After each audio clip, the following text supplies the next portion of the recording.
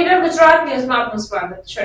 અંકલેશ્વર સ્થિત શ્રીનંદ ટ્રાવેલ્સના માલિકે ચાલુ વરસાદે ટ્રાફિકમાં ફરજ બજાવતા ટ્રાફિક પોલીસ કર્મીઓને રેઇનકોટનું વિતરણ કરી માનવતા મહેકાવી।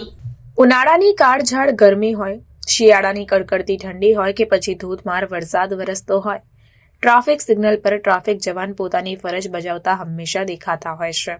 અંકલેશ્વર ખાતે ટ્રાફિકનું ભારણ વધતા વાહન ચાલકોને ભારે હાલાકી ભોગવવી પડી રહી છે।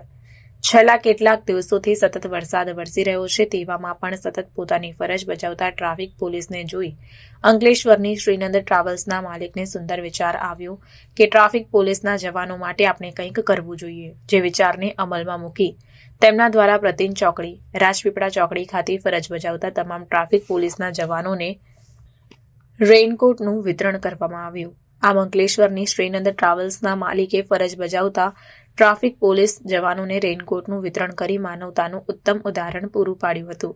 અહીં નોંધવું ઘટે કે થોડા સમય અગાઉ પણ શ્રીનંદ ટ્રાવેલ્સના માલિક દ્વારા વાલિયા ચોકડી ખાતે પણ ટ્રાફિક જવાનોને રેઇનકોટનું વિતરણ કરવામાં આવ્યું હતું।